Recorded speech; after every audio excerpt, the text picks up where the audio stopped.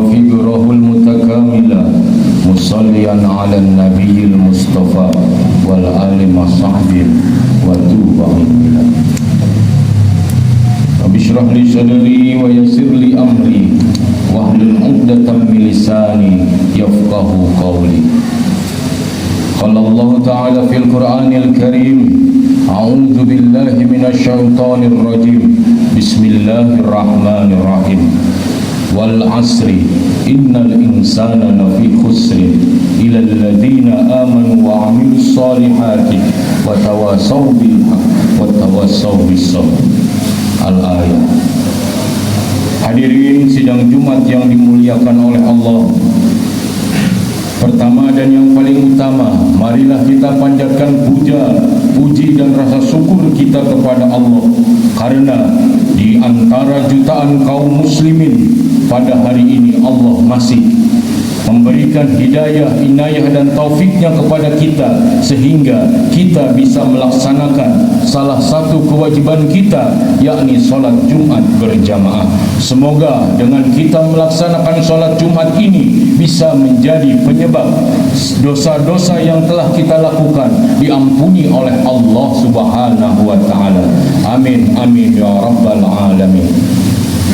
Hadirin sidang Jumat yang dimuliakan oleh Allah, selanjutnya salawat beserta salam marilah kita panjatkan kepada junjungan alam, yakni Habibi wa Nabiyina Muhammad sallallahu alaihi wasallam. Semoga dengan kita melaksanakan sholat Jumat ini bisa menjadi bukti bahwa kita semua tunduk, patuh, taat dan mau melaksanakan apa yang beliau ajarkan, sehingga semoga nanti di hari kiamat kita sama-sama mendapatkan syafaatul uzma dari beliau. Amin amin ya rabbal alamin.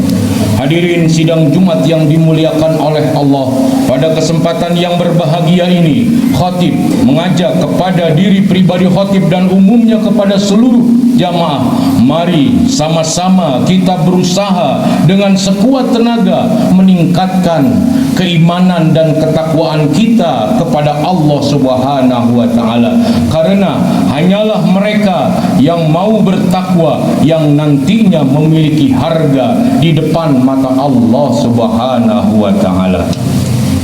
Hadirin sidang Jumat yang dimuliakan oleh Allah, pada kesempatan yang berbahagia ini khatib ingin mengajak merenung, mendalami dan mentadabburi sebuah surat yang sudah terkenal di antara kita. Kita mungkin hafal akan surat tersebut, namun banyak dari kita yang kurang paham arti dan makna mendalam dari surat tersebut. Surat tersebut adalah surat Al-Asri. A'udzu billahi minasyaitonir rajim. Bismillahirrahmanirrahim. Wal 'asri innal insana lafi khusrin illa alladzina amanu wa 'amilus solihati wa tawassaw bil haqq wa tawassaw bis sabr. Hadirin sidang Jumat yang dimuliakan oleh Allah, wal 'asri, dalam banyak kitab tafsir baik yang klasik ataupun yang kontemporer, beberapa ulama menafsirkan, mengartikan dari kata wal asri ini adalah dengan berbagai macam penafsiran.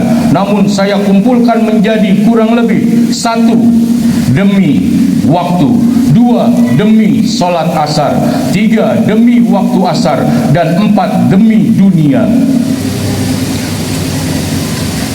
Dalam beberapa kitab tafsir tersebut dijelaskan kenapa artinya adalah demi, karena waw yang terdapat dalam kata wal asri adalah hurufun minal hurufil khafdi wa hiya min wa ila wa an wa ala wa fi wa ruba wal baw wal kafu wa lam wa hurufil qasami wa hiya al waw wal baw wat ta'u. Waw yang di sini adalah waw qasam, sehingga kebanyakan para ulama menafsirkan dengan kata waw tersebut adalah demi. 4 tafsiran kurang lebih yang saya kumpulkan. Yang pertama demi waktu, yang kedua demi waktu sholat asar, yang ketiga demi asar, dan yang keempat adalah demi dunia. Untuk 3 tafsiran awal itu mungkin sudah banyak yang kita ketahui, namun untuk tafsiran yang keempat wal asri ditafsirkan dengan kata demi dunia adalah mungkin sesuatu yang baru bagi kita. Hal ini dikemukakan oleh seorang kiai yang berasal dari Tasikmalaya yang bernama Kiai Haji Injang Santana. Beliau menjelaskan penafsiran daripada wal asri dengan dunia adalah didasarkan kepada satu pelaksanaan solat yang akan dilaksanakan oleh manusia, terdiri daripada 5 waktu: subuh, duhur, asar, maghrib, dan isya. Begitu juga dalam kehidupan manusia selama hidupnya pasti akan mengalami beberapa alam yang akan dilewati oleh dirinya. Yang pertama adalah alam ruh, yang kedua alam rahim, yang ketiga alam dunia, yang keempat alam barzah, dan yang terakhir adalah alam akhirat. Kita lihat fase nomor 3 dari solat adalah solat asar. Dari kehidupan manusia adalah dunia. Makanya Kiai Haji Injang Santana menjelaskan bahwa pengertian daripada wal asri adalah demi dunia. Dunia dengan segala godaannya, dunia dengan segala hiasannya. Allah mengingatkan, innal insana lafi husrin, sesungguhnya manusia ada dalam kerugian. Mari kita garis bawahi kata al-insana. Al-insana, pada surat ini Allah memilih kata al-insana dibandingkan penyebutan yang lain untuk penamaan manusia. Kurang lebih ada 3 penamaan manusia yang disebutkan oleh Allah dalam Al-Quran. Yang pertama, manusia disebut oleh Allah dengan kata Ibnu Adam, yakni keturunan Ibnu Adam. Penamaan manusia dengan Ibnu Adam ini dilandaskan kepada segi historis atau sejarah peradaban manusia. Jikalau banyak di negara-negara Eropa yang beranggapan bahwa manusia berasal dari kera, dibantah oleh Al-Quran bahwa manusia adalah Ibnu Adam, keturunan daripada Adam, anak keturunan Nabi Adam. Yang kedua, penamaan manusia yang disebutkan dalam Al-Quran adalah dengan kata Basyarun. Basyarun memiliki arti dasar yaitu kulit.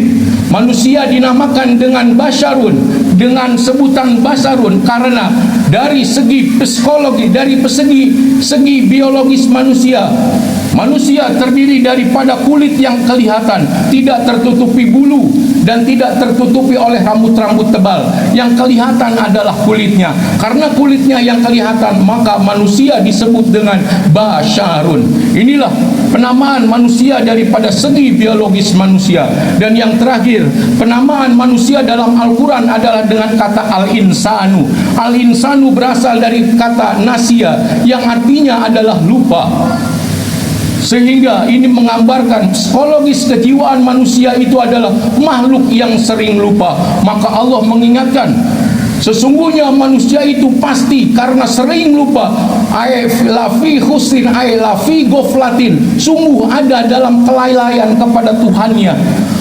Allah mengingatkan semua manusia ketika menjalani kehidupannya di dalam dunia ini, mereka pasti akan mengalami yang namanya kelalaian, lupa kepada Tuhannya, tidak mau ingat kepada Sang Penciptanya. Maka Allah mewanti-wanti, ingatlah manusia sesungguhnya ada dalam kerugian, kecuali illal ladzina amanu wa amilus solihati wa tawassaw bil haqqi wa tawassaw bis sabr. Manusia semuanya ada dalam kerugian, semuanya ada dalam kelalaian, kecuali 4 kategori. Yang pertama adalah alladzina amanu, yaitu orang-orang yang beriman, orang-orang yang meyakini bahwa Allah itu ada, orang-orang yang meyakini bahwa kita selama hidup di dunia ini pasti diawasi dan dilihat gerak-gerik kita oleh Allah Subhanahu wa taala. Orang yang kedua yang tidak ada dalam kerugian yaitu adalah orang-orang yang mau melaksanakan amal soleh.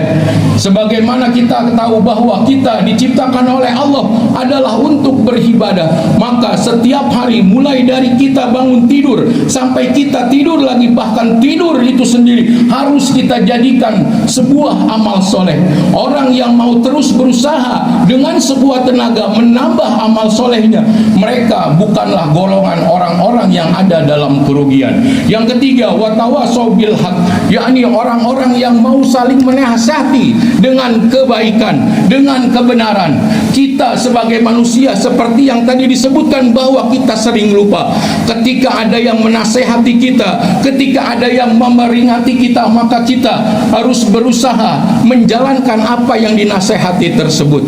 Dan kategori orang yang keempat yang tidak ada dalam kerugian adalah orang-orang yang mau saling menasehati dengan kesabaran. Ketika kita melakukan sebuah kesalahan, orang menegur kita, menasehati kita, memberikan kita bimbingan, jangan tolak, jangan abaikan, karena itu adalah tidak lain bentuk kasih sayang Allah kepada kita. Allah sayang kepada kita ketika kita melakukan kesalahan. Allah menegur kita melalui lisan saudara-saudara kita, melalui lisan manusia yang lain yang peduli terhadap keadaan kita. Hadirin yang dimuliakan oleh Allah, maka pada kesempatan yang berbahagia ini, kita saat ini berada di alam dunia, tidak lain dan tidak bukan, tujuan kita diciptakan oleh Allah adalah untuk beribadah. Maka jadikan apapun perbuatan yang sifatnya duniawi berubah menjadi ukhrawi. Apapun yang kita lakukan, kita niatkan semata-mata melakukan ibadah kepada Allah Subhanahu wa Ta'ala, sehingga kita nantinya bisa melaksanakan amal soleh, bisa menjalankan keimanan kita di alam dunia ini, bisa menjadi jalan kita menjadi orang-orang yang bertakwa. Ketika kita menjadi orang yang bertakwa, maka kita akan memiliki harga di depan mata Allah Subhanahu wa Ta'ala. Barakallahu li wa lakum.